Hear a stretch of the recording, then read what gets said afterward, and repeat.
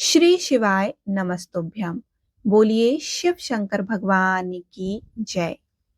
त्रयोदशी का व्रत यानी कि प्रदोष व्रत में हम भगवान शिव की पूजा करते हैं।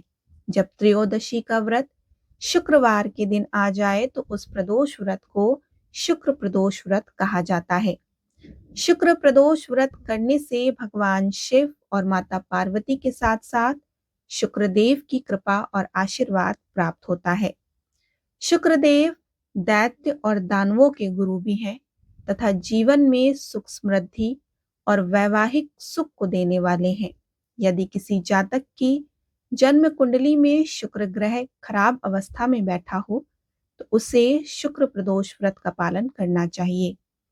इस व्रत को करने से जीवन में वित्तीय तथा वैवाहिक समस्याओं का निवारण करने में मदद मिलती है।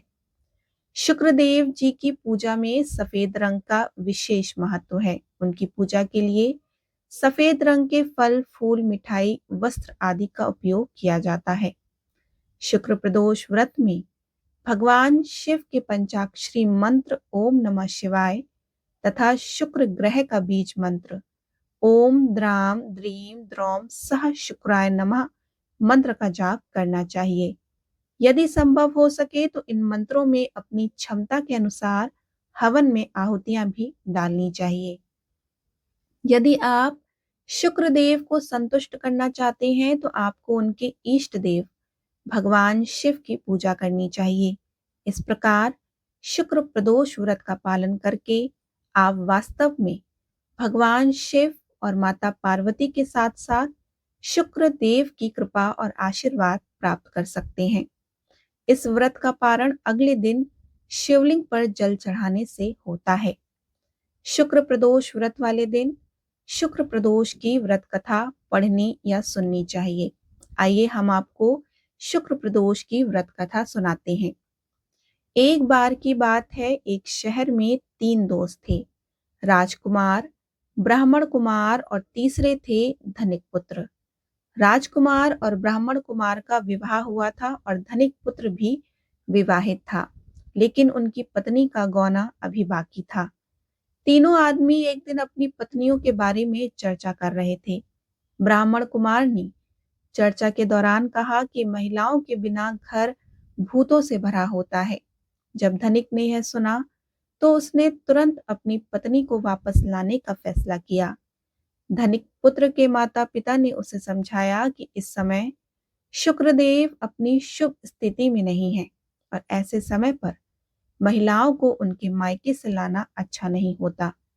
लेकिन उसने अपने पिता और माँ की बात नहीं मानी और अपनी पत्नी के घर पहुंच गया। उसकी पत्नी के घर वालों ने भी उसे यही बात समझाने की कोशिश की, लेकिन उसने उनकी बात भी नहीं मानी। अतः उन्होंने दुल्हन की विदाई की व्यवस्था कर दी और धनिक पुत्र को घर ले जाने के लिए एक बैलगाड़ी आ गई। वापस आते समय बैलगाड़ी का पहिया टूट गया, जिससे बैल का पैर टूट गया। इससे दूल्हा और दुल्हन दोनों परेशान थे। हालांकि वे चलते रहे। थोड़ा और चलने के बाद डकैतों ने उनका रास्ता रोक लिया, उनके सभी आभूषणों और उनके पास मौजूद धन को लूट लिया।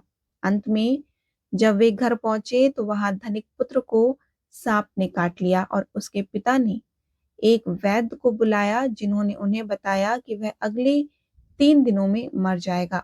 जब ब्राह्मण कुमार ने धनिक पुत्र के बारे में सुना तो उसने धनिक पुत्र के माता पिता से शुक्र प्रदोष व्रत करने को कहा और उन दोनों पत्नी और पति को वापस उसके घर भेजने के लिए कहा। धनिक पुत्र उसके घर वापस चला गया और धीरे धीरे शुक्र प्रदोष व्रत की मदद से उसकी हालत में सुधार होने लगा और उसके सिर पर मंडरा रहे सभी खतरे धीरे धीरे खत्म हो गए।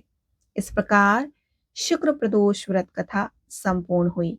बोलिए उमापति शंकर भगवान की जय।